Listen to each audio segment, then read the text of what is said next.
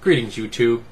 I didn't have a driver's license until I was 36 years old. Well, a month before I turned 36. And between the ages of 14 and that time, I took a lot of bus rides.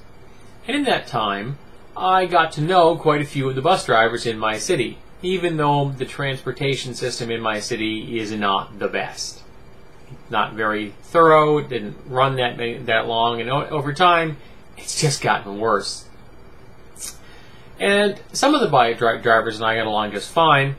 Some of them I didn't. I discovered that one of the drivers, who I actually happened to rather like, was a racist.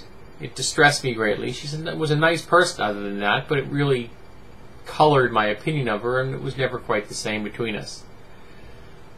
But all of these drivers did their job. Customers got on the bus, the driver took them from point A to point B, customers got off the bus. The passengers went where they needed to go, the bus drivers just drove the bus. Well, unless you live in Austin, and you happen to have the bus driver Edwin Graning. Well, you see, Mr. Graning got upset because he had been assigned to take two women to Planned Parenthood.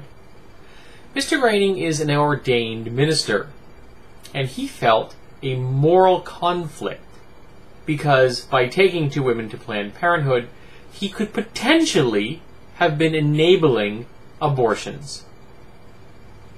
Now, no one denies that Planned Parenthood does sometimes perform abortions. Not all branches do it, but some of them do. But the percentage of procedures performed at the Planned Parenthood, which are abortions, is 3%. That means it's a 97% chance that anyone walking in the door of Planned Parenthood is not going to have an abortion. They're going to have a pap smear, or just a general exam. They're going to get advice about birth control, or about properly planning a family in the near future. There are lots and lots of things that they could be doing at Planned Parenthood.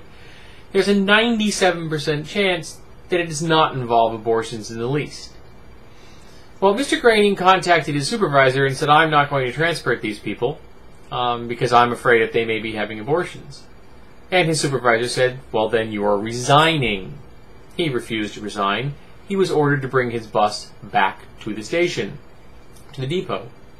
Whereupon, he was fired.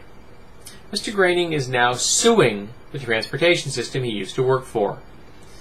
Though I can't really see how he's going to win this. You see, he refused to do his job. The reason he refused to do the job really doesn't matter. He refused to do his job. If you refuse to do your job, your supervisor is well within their right to fire you. I work in a factory. I am a blue-collar worker. Last night, I was given an assignment. I went to my machines. I ran them. If I walked up to my lead operator and said, hey, I don't want to run that. And my lead operator said to me, well, you have to run that. That's what you're being assigned to. And I said, nope, not going to do it. She would have said then, go home. And the next day, I would have been lucky if I got written up. I could very well likely have been canned. And it would have been well within their right.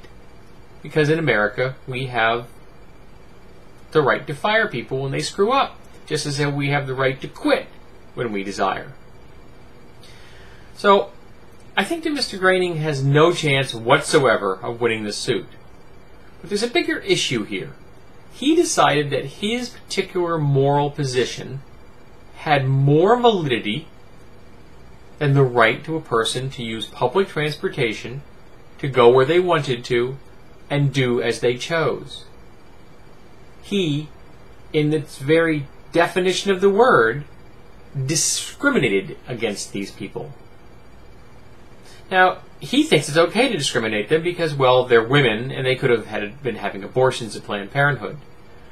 But what if the bus driver, say, had been a white guy who said, nope, sorry, I'm not taking black people anywhere?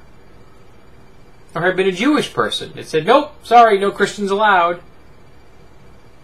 Or, had been a Democrat and said, nope, none of you libertarians are allowed on my bus. You see where this is going? If you have a job, do it. If you can't handle that, if you don't want to do your job that you were hired to do, that you receive a paycheck to do, then quit. There's an old saying, lead, follow, or get out of the way. And in this particular case, Mr. Graning wasn't willing to lead, he wasn't willing to follow, and so he needs to just get out of the way. Or someone might just throw him under a bus.